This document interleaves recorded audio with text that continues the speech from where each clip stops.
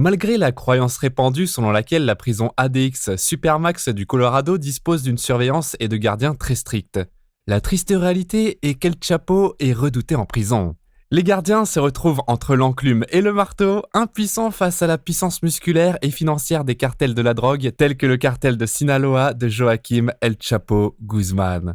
Si El Chapo se sent maltraité, les gardiens de prison encourent un risque bien réel. Le seigneur de la drogue pourrait faire payer quelqu'un du monde criminel pour leurs actes. Pouvez-vous imaginer le pouvoir détenu par El Chapo, au point même que les gardiens de prison le craignent et le traitent avec plus de précautions qu'un détenu ordinaire? Bienvenue dans une autre vidéo. J'espère que vous allez tous bien. Aujourd'hui, je vais révéler comment El Chapo avait l'habitude de menacer les gardiens de la Supermax. Ce que vous allez entendre est choquant. Commençons. Après avoir été reconnu coupable de tous les chefs d'accusation dans une affaire internationale de distribution de drogue, le tristement célèbre seigneur de la drogue Joaquim El Chapo Guzman purge le reste de ses jours dans la seule prison fédérale Supermax des États-Unis, ADX Florence, ou prison administrative maximale à Florence, dans le Colorado. Les prisons Supermax sont censées être les prisons les plus sécurisées. Si vous pensez tous qu'aucune autre prison n'est aussi stricte que cette ADX Florence, vous pouvez probablement vous tromper. Ce n'est pas du tout comme une forteresse ultra sécurisée. Si vous consultez des articles sur cette prison, vous y constaterez que les visiteurs y sont rarement autorisés, à l'exception des avocats des détenus. Ce n'est peut-être pas la réalité, du moins pour El Chapo. La vérité est qu'El Chapo est autorisé à recevoir des visiteurs et qu'il a le pouvoir de faire les choses. S'il le souhaite, il peut facilement transmettre ses instructions à d'autres personnes, y compris son avocat. Et n'importe quoi peut arriver ici. El Chapo possède des dizaines ou des centaines de millions de dollars qu'il a acquis lors de son commerce de drogue. Il a des relations partout dans le monde. En plus de tout cela, il a également des fils qui vivent à l'extérieur et qui ne sont pas en prison eux-mêmes. Ils sont toujours impliqués dans l'entreprise de commerce de drogue de leur père. Ne pensez-vous pas que la combinaison de ces deux déclarations pourrait les amener à soudoyer et à menacer les gardiens de prison? Les gardiens peuvent parfois être assez stupides pour accepter l'argent de sa part et le laisser s'échapper de la prison. Ceux qui sont stupides ne regretteront jamais leur décision d'accepter des pots de vin de sa part.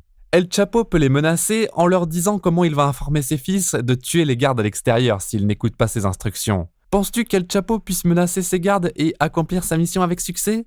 Bien que les chances soient faibles, on ne peut pas dire que ce soit impossible. Les gardes de prison ont souvent affaire aux pires des pires prisonniers qui leur ordonnent de les libérer.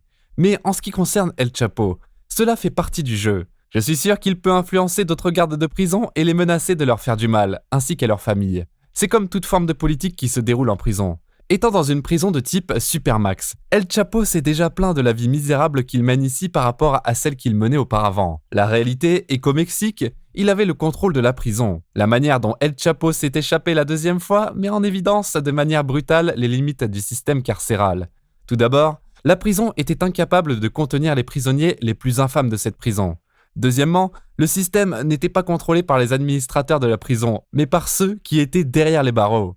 Non seulement les prisonniers, mais aussi les travailleurs et les responsables ont déclaré que la seule chose qui règne à l'intérieur des murs de la prison, c'est l'argent. Il avait le pouvoir de changer n'importe quelle règle et de tout contrôler. On pouvait avoir accès à des téléphones, inviter des prostituées pour se divertir et même être protégé contre de violentes agressions. Les gardes de prison y gagnaient moins de 1000 $ par mois, ce qui incitait beaucoup d'entre eux à profiter du marché interne de la prison pour se faire un peu d'argent supplémentaire. Mais d'un autre côté, ils étaient également soumis à une immense pression pour coopérer avec les narcotrafiquants incarcérés et les leaders de gangs dont les sicarios pouvaient facilement les menacer ainsi que leurs familles à l'extérieur. Il était de notoriété publique que si les gardes étaient connus pour avoir aidé un gang, ils devenaient des cibles pour les gangs rivaux. Eduardo Olmos, maire de la ville du nord de Torreón de 2010 à 2013, a fait une révélation importante à ce sujet en déclarant « Vous perdez si vous n'aidez pas. Vous perdez si vous aidez ». Telles étaient les conditions des prisons à l'époque où, pendant les premières années de son mandat, la prison était contrôlée par les Zetas, tandis que le cartel de Sinaloa dominait la prison dans la ville adjacente de Gómez Palacio. Les gangs dirigeaient les mêmes pénitenciers où leurs soldats étaient emprisonnés pour des crimes violents et horribles. Je ne pense pas que ce scénario politique ait changé, ou qu'il changera jamais. Mais les États-Unis sont une autre histoire. On ne sait jamais ce qui se passe à l'intérieur de la prison. Il se peut qu'El Chapo soudoie certains agents.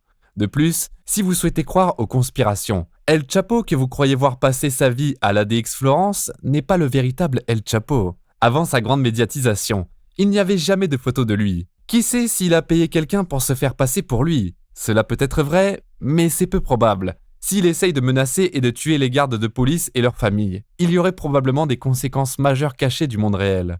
À l'époque au Mexique, les gardes de prison des établissements de l'État gagnaient aussi peu que 6 000 pesos, soit un maximum de 400 $ par mois. Et les gardes fédéraux des prisons comme Altiplano gagnaient entre 12 000 et 15 000 pesos, soit environ 800 $.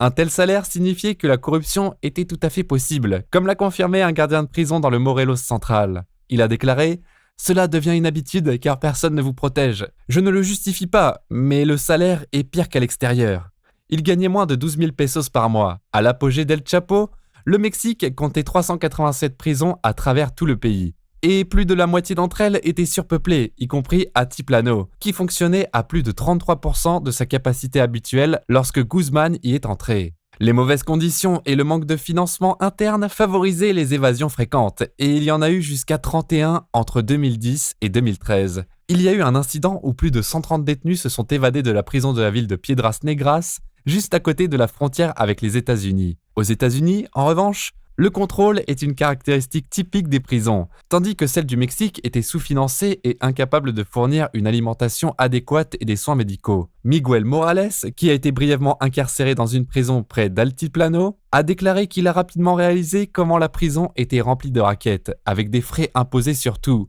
même le droit de regarder la télévision ou d'éviter les violences. Finir là-bas, c'est comme finir dans l'hôtel le plus cher du monde, a-t-il ajouté, et El Chapo a sûrement bien utilisé la situation.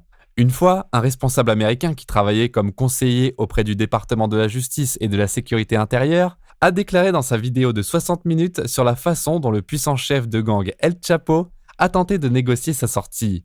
Il a dit qu'El Chapo a sans aucun doute déclaré « Premièrement, vous me laissez partir maintenant et je vais vous enrichir au-delà de vos imaginaires les plus fous. Si vous choisissez de décliner mon offre la plus généreuse, je ne vais pas seulement vous tuer, mais je vais violer et tuer votre femme et vos filles et je vais torturer vos fils. » On dit qu'il s'est comporté de la sorte pendant pratiquement toute sa carrière criminelle.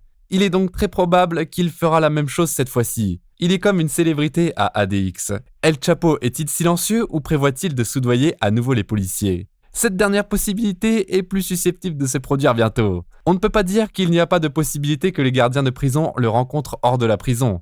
Mais avec El Chapo, tout est possible. La vie est précieuse pour tout le monde, donc s'il pointe une arme sur un policier impuissant, il le laissera bien sûr partir pour se sauver lui-même. Et je pense qu'il va le faire assez tôt pour frapper une autre nouvelle de rupture. Les conditions de vie à ADX Florence sont certainement un enfer, mais ce n'était certainement pas exempt de crimes. Dans de telles prisons de haute sécurité où des chefs de gang de cartel comme El Chapo sont emprisonnés, leur cartel ferait passer de la drogue à leur patron à travers les gardiens, tandis que les prisonniers fortunés pourraient engager des prostituées par l'intermédiaire de leur avocat. Pensez-vous que cette évasion sera enfin réussie pour le baron de la drogue ? Qu'en pensez-vous ? Faites-le nous savoir dans la section des commentaires ci-dessous. Si vous avez aimé cette vidéo, partagez-la avec votre famille et vos amis et n'oubliez pas de vous abonner à ma chaîne et de cliquer sur l'icône de la cloche de notification pour ne manquer aucune mise à jour de ma chaîne. Merci d'avoir regardé.